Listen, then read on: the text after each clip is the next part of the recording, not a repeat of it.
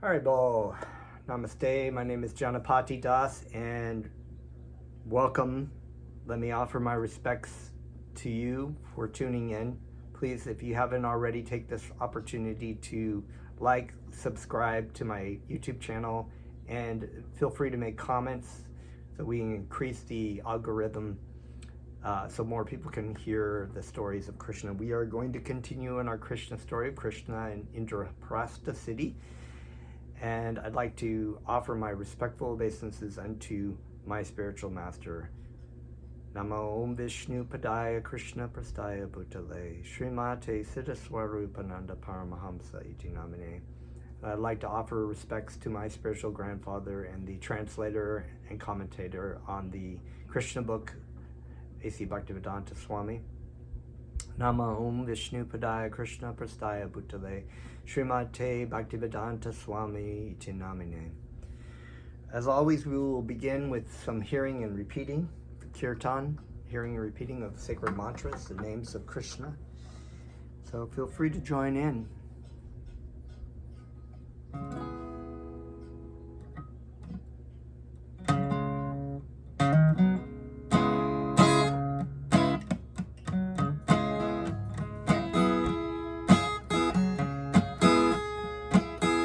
Namo Vishnu Padaya Krishna Prastaya Bhutale Srimate Siddha Svarupananda Paramahamsa Iti Namine. Namo Vishnu Padaya Krishna Prastaya Bhutale Srimate Siddha Svarupananda Paramahamsa Iti Namine. Namo Vishnu Padaya Krishna Prastaya Bhutale Srimate Bhaktivedanta Swami Iti Namine. Namo Vishnu Padaya Krishna Prastaya Bhutale Srimate Bhaktivedanta Swami Iti Namine. Bhaja Shri Krishna Chaitanya Prabhu Nityananda Shri Advaita Gadadhar Shri Vasudeva Gaur Bhakta Vrinda. Bhaja Shri Krishna Chaitanya Prabhu Nityananda Shri Advaita Gadadhara Shri Vasudeva Gaur Bhakta Vrinda. Hari Bol Nitai Gaur Nitai Gaur. Hari Bol Hari Bol Nitai Gaur Nitai Gaur. Hari Bol Hari Bol Nitai Gaur Nitai Gaur. Hari Bol Hari Bol Nitai Gaur Nitai Gaur. Hari Bol Nityananda Chaitanya Nityananda Chaitanya Nityananda Chaitanya Nityananda Chaitanya Nityananda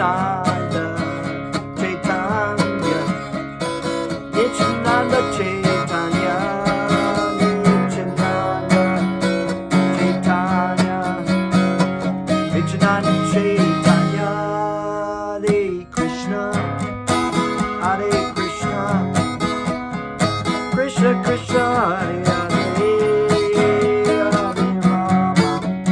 Hare Rama Rama Rama Hare Hare. Hare Krishna Hare Krishna Krishna Krishna Hare Hare Hare Rama Hare Rama Rama Rama Hare Hare. Hare Krishna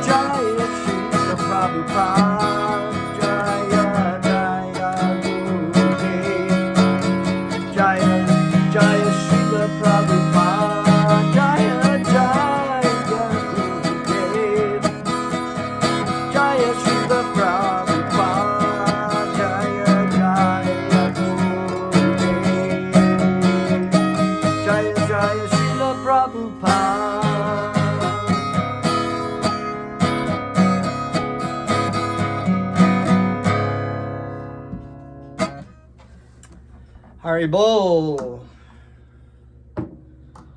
Om Namo Bhagavate Vasudevaya.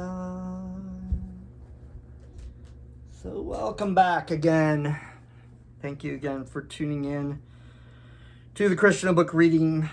We are continuing on. Just to recap a little bit, we had sort of this long story of Krishna's daily activities and the things he does. And of course, when he would come to the assembly hall of the Yadu dynasty and meet with all the leaders and King Ugrasena and different,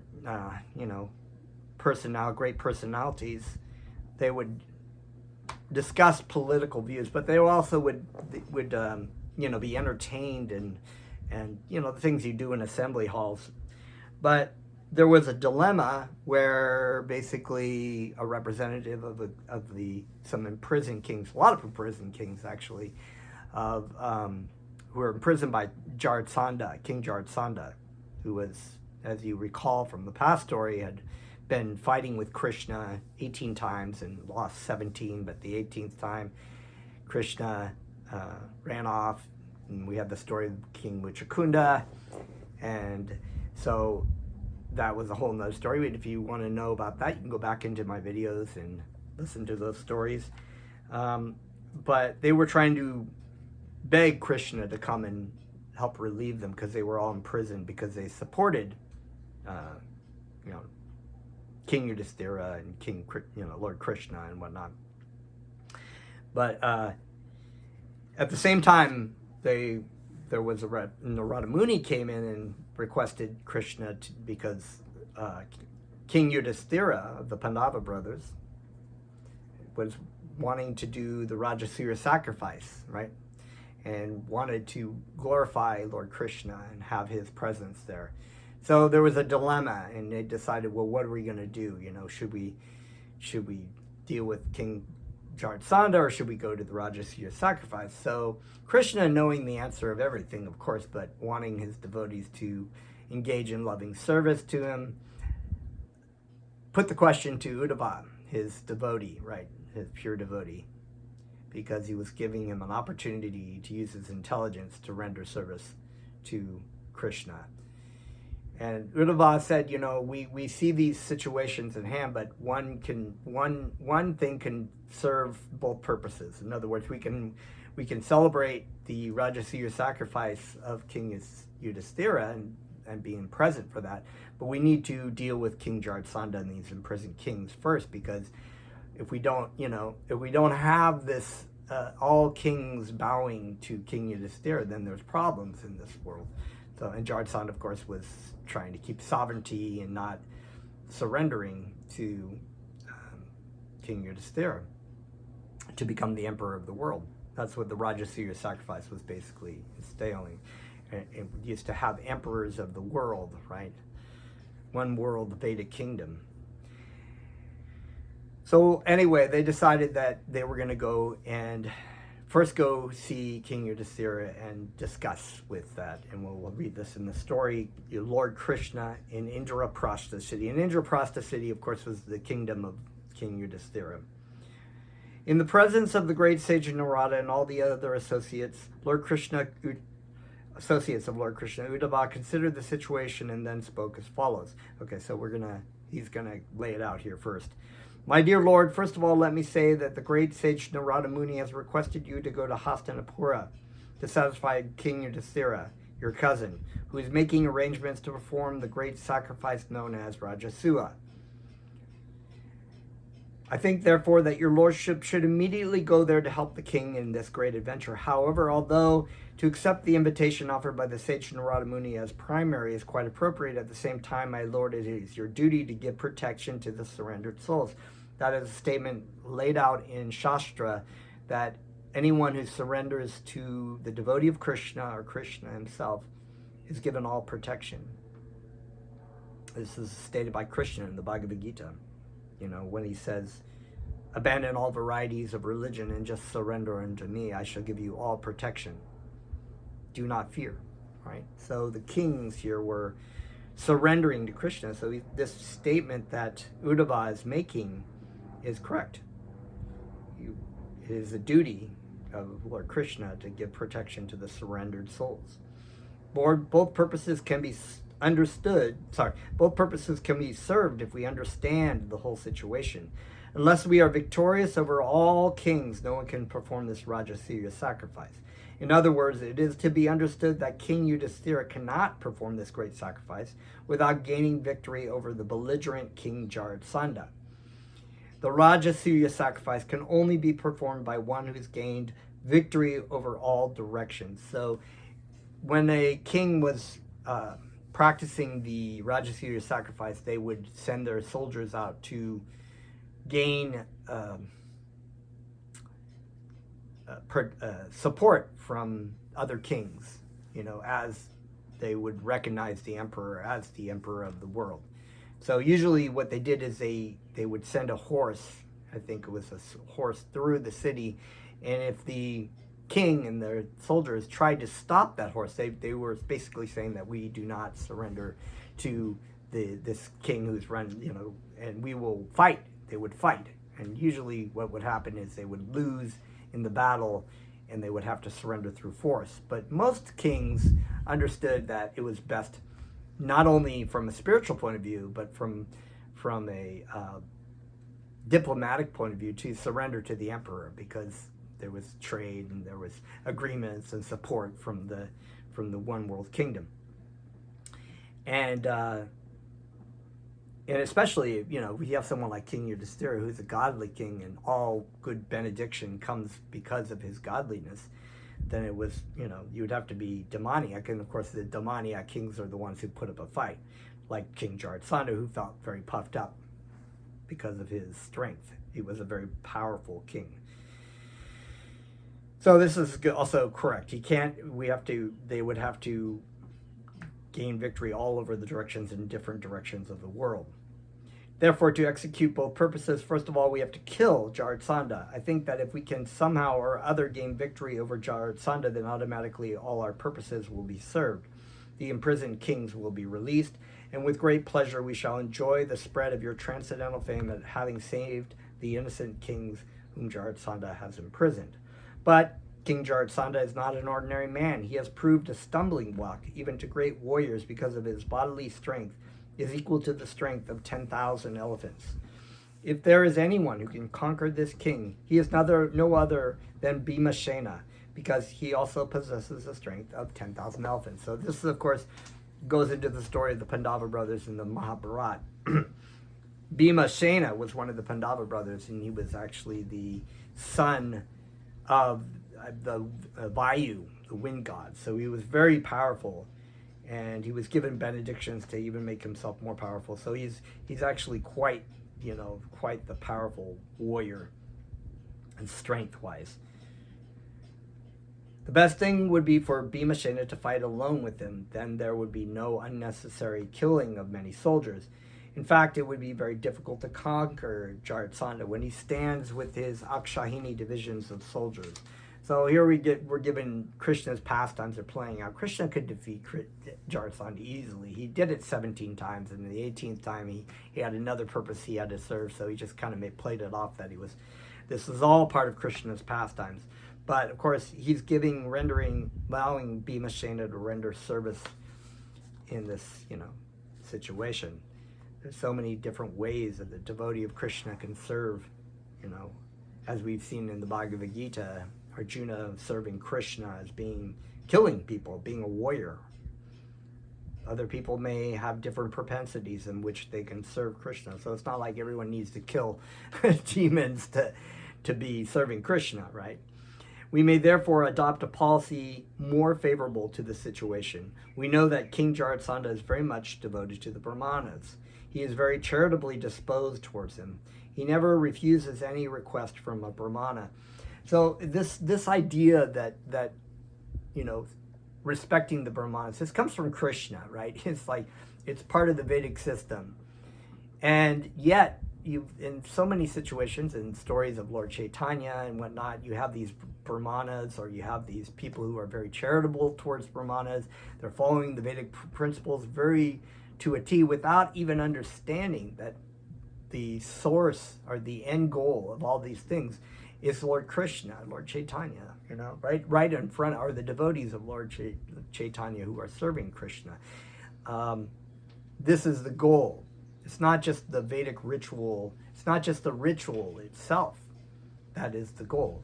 And this is, unfortunately, I think, probably what most religions fall into the trap of misunderstanding that the goal of the religion is to come to have a loving relationship with God, with Krishna. And this is what Lord Jesus Christ, had came and was pointing out to the Pharisees, that their rules and regulations were basically set up by God, by Yahweh, by Krishna in the past for people of certain lower consciousness to elevate, to regulate their lifestyle, to instill situations to basically elevate their consciousness to coming to a loving relationship with God. And so it became all about the rules and regulations, and these are the things you have to do, and we are the people in charge, and we're the priests, and we're the Pharisees, and we have the power of God. And so it became this power lust of, and Jesus Christ was, basically saying, you're jackals and fools, because you crush this idea of people's love for God. And this is the real path of the Bhakti Yoga is real path of religious rituals. That's the goal, but it's beyond that. So here you have King Jarasandha, who's very charitable towards the Brahmanas, which is a Vedic system, but he's very inimical towards Lord Krishna. So very interesting, right? I think, therefore, that Bhimashena should approach Jarasandha in the dress of a Brahmana, beg charity from him, and then personally engage in fighting him. So Brahmanas would, of course, come and collect charity, and the kings, the Kshatriyas, would be required to give charity to the Brahmanas, because that was the whole Varnashram system of supporting, the Brahmanas were the religious class that would preach spiritual life to the Kshatriya kings, and the Kshatriya kings would abide by that and see that their kingdom was in accordance to what the Brahmanas were teaching. And so because Kshatriyas were householders, and they're also very,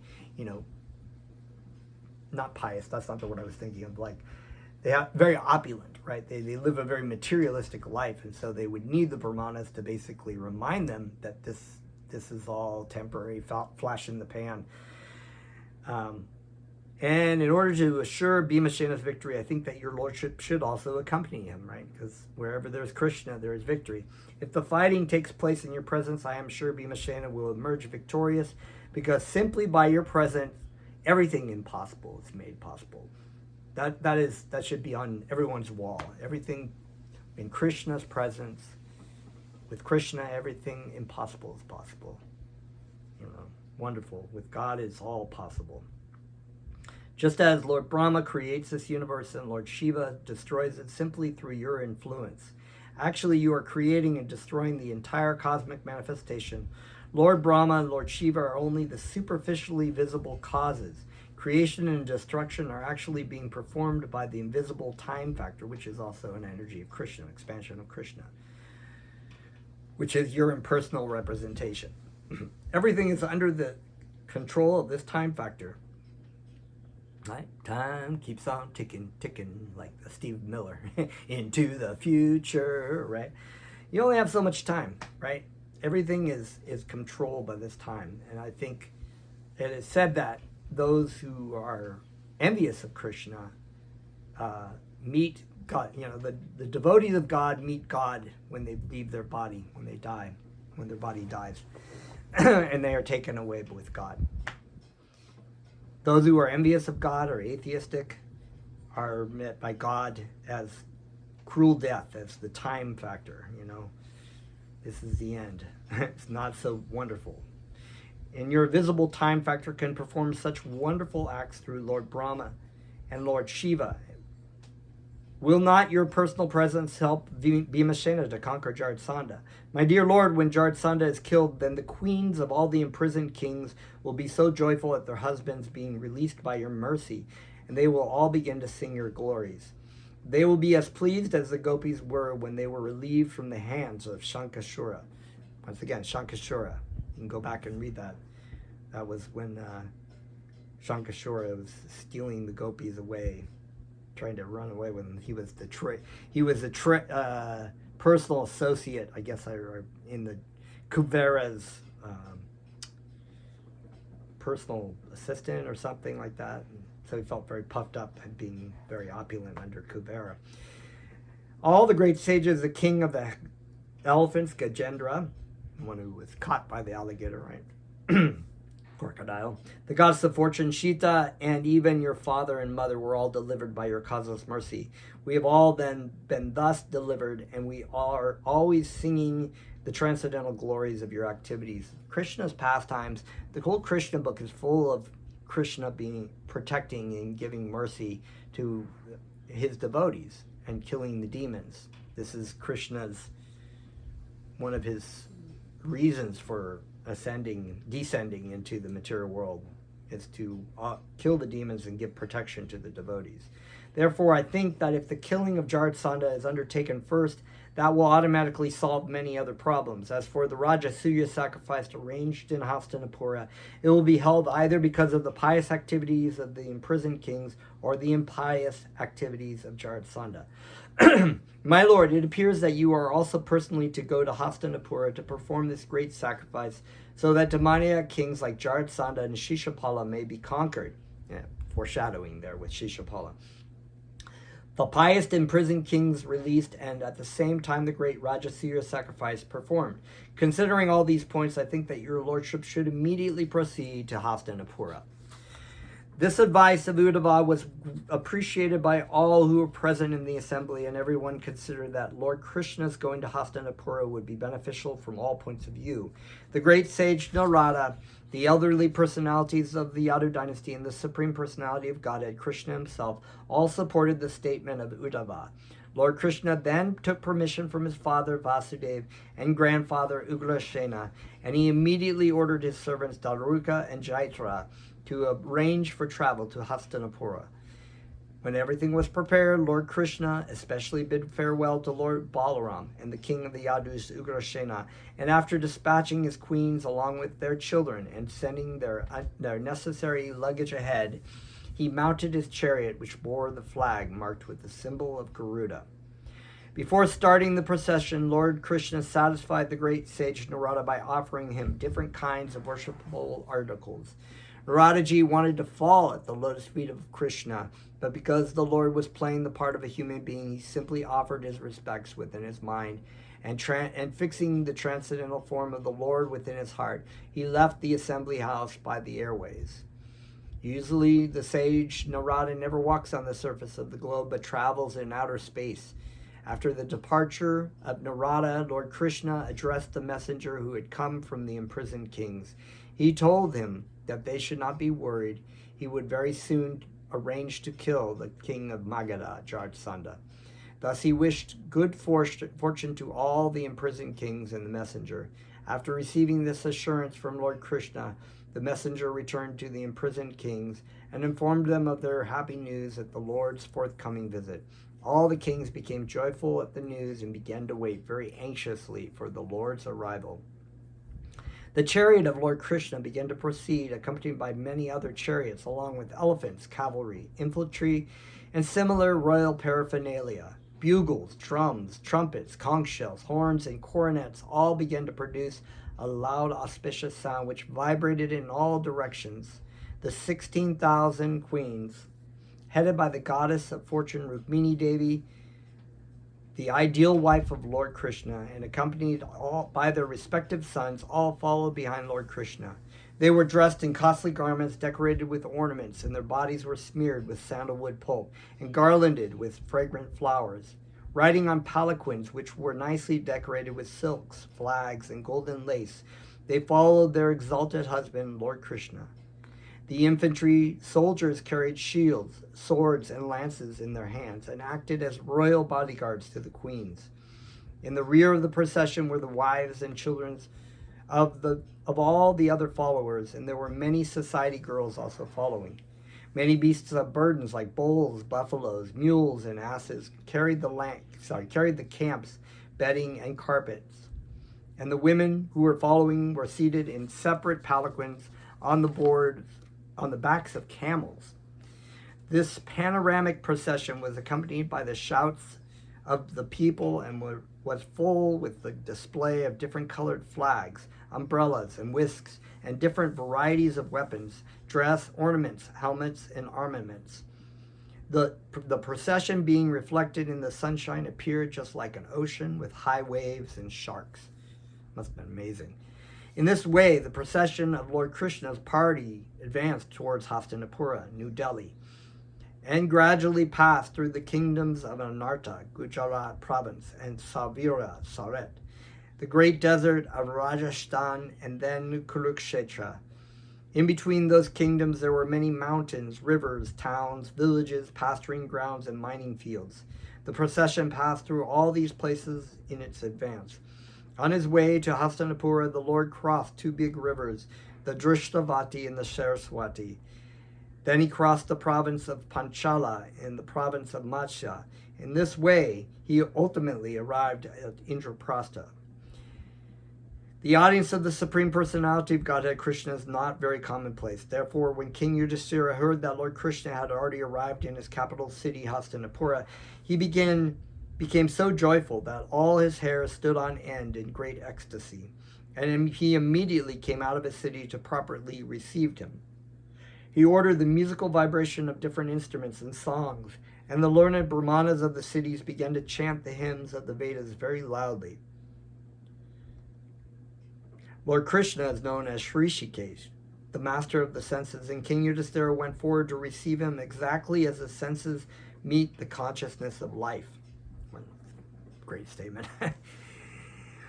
King Yudhishthira was the elderly cousin of Krishna. Naturally, he had great affection for the Lord, and as soon as he saw him, his heart became filled with great love and affection.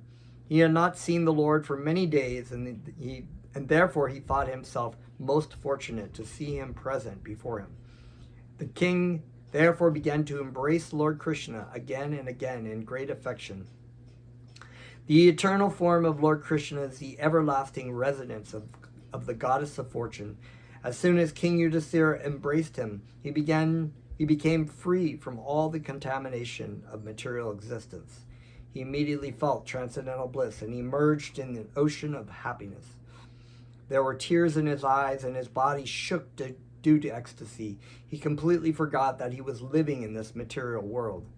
After this, Bhimasena, the second brother of the Pandavas, smiled and embraced Lord Krishna, thinking of him as his own maternal cousin, and thus he was merged in great ecstasy.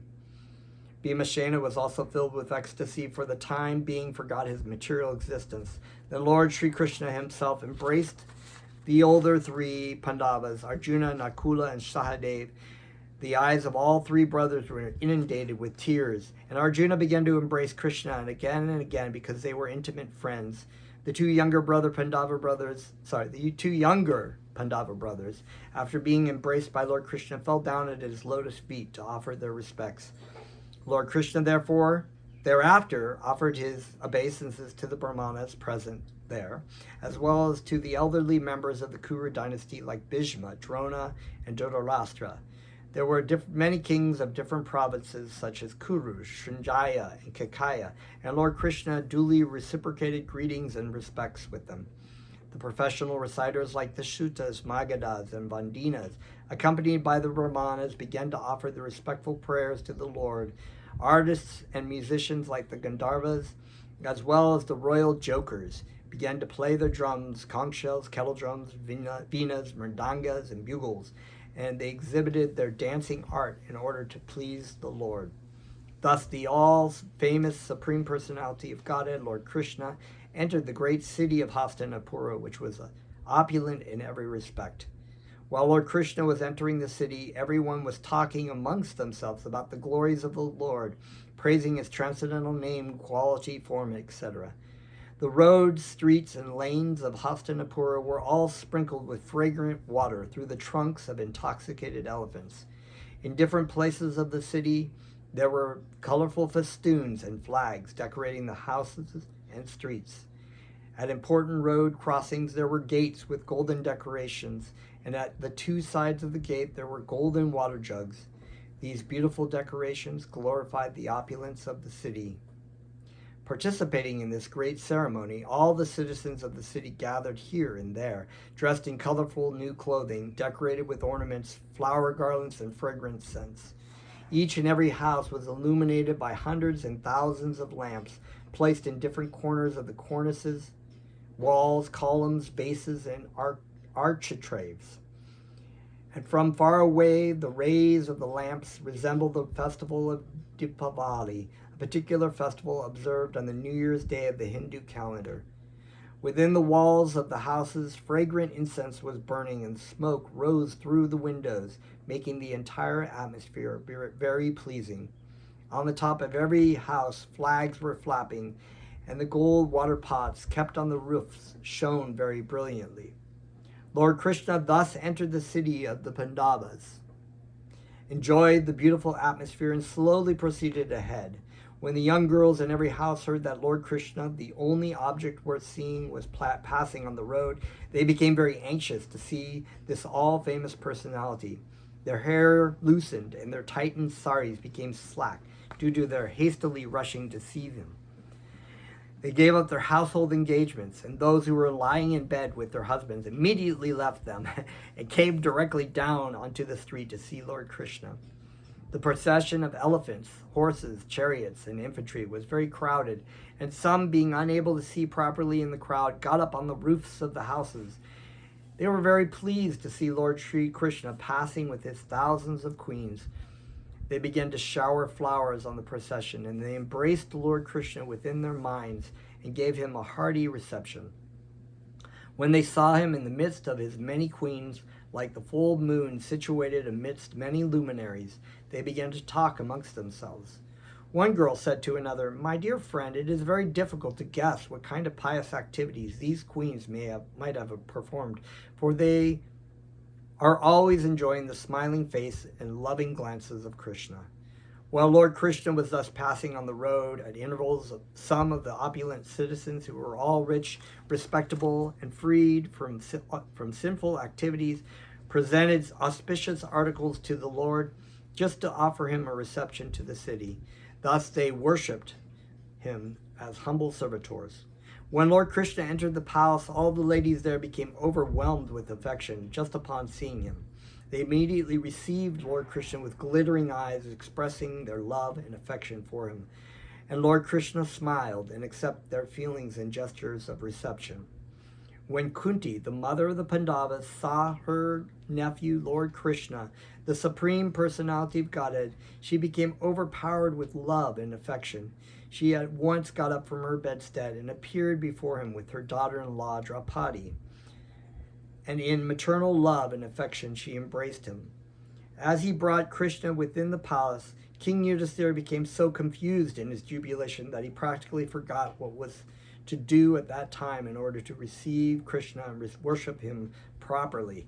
I've heard this said before, where the ecstatic experience of the devotee of Krishna has to be controlled, because they feel like if they get too overwhelmed, they won't properly be able to serve Krishna, which is what they want to do. So here is an example. King Yudhisthira is becoming, but he's trying to control it. Lord Krishna delightfully offered his respects and obeisances to Kunti and other elderly ladies of the palace. His younger sister Subhadra was also standing there with Draupadi, and both offered the respectful obeisances unto the lotus feet of the Lord. At the indication of her mother-in-law, Draupadi brought clothing, ornaments, and garlands, and with this paraphernalia they received the queens Rukmini, Satyabhama, Bhadra, Jambavati, Kalindi, Mitravinda, Lakshmana, and the devoted Satya. These principal queens of Lord Krishna were first received, and then the remaining queens were also offered a proper reception. King Yudhisthira arranged for Krishna's rest and saw that all who came along with him, namely his queens, his soldiers, his ministers, and his secretaries, were comfortably situated. He had arranged that they would experience a new feature of reception every day while staying as guests of the Pandavas. It was during this time that Lord Sri Krishna, with the help of Arjuna, for the satisfaction of the fire god Agni, allowed Agni to devour the Khandava forest. During the forest fire, Krishna saved the demon Mayashura, who was hiding in the forest. Upon being saved, Mayashura felt obliged to the Pandavas and Lord Krishna, and he constructed a wonderful assembly house within the city of Hastinapura. In this way, Lord Krishna, in order to please King Yudhisthira, remained in the city of Hastinapura for several months. During this stay, he enjoyed strolling here and there. He used to drive on chariots with Arjuna, and many warriors and soldiers used to follow them. Thus ends the Bhakti Vedanta purport of the third volume, second chapter of Lord Krishna in Indraprastha city. So we're gonna hold off for the next story, which is the liberation of Jarasandha. So that's the big killing of Jarasandha in the next one. It's a good point to remember that King Yudhisthira was extremely wealthy, becoming the emperor. He had such an immense wealth of money that rivaled Lord Brahma or Brahmaloka, his kingdom of Indraprastha. But he was not attached, as a great devotee, not attached to any of his money, as was in the Srimad Bhagavatam at the end of the Battle of Kurukshetra. All the Pandavas walked away from their kingdom, like great devotees do. But while he had these things in his he would use it in the service. So it's not a matter of like whether money is evil or not. It's a matter of like understanding that everything is owned and controlled by Krishna. Krishna allows us in this material world to utilize our talents, the things that we have. He gives us a certain amount of allotments in this material world for us, and it's our duty to basically use that in the service of Krishna. Even though Krishna already owns that, he so mercifully allows us to use those things in his service. So King Yudhisthira, Emperor Yudhisthira, when Krishna and all of his queens and associates were there, took the opportunity to utilize his great wealth and to make Krishna comfortable, offering Krishna a great service. And then Krishna reciprocated that love and wanted to please the devotee by being present there with him, by staying with him and allowing him to worship him and allowing him to be there so that everyone could benefit from the presence of Lord Sri Krishna. Very wonderful. Jai Sri Krishna. And we will continue from the next story next time. Thank you very much. Let's chant a little bit. Get my pick out of my pocket. There it is.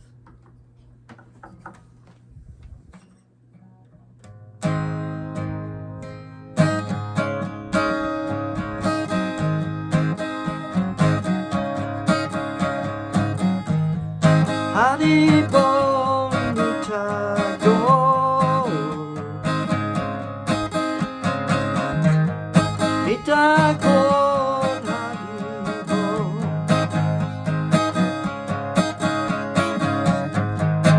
Hari Bol.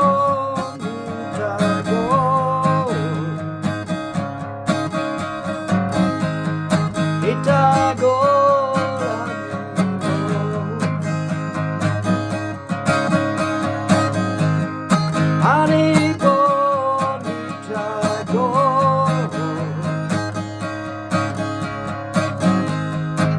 Nitya Gaur.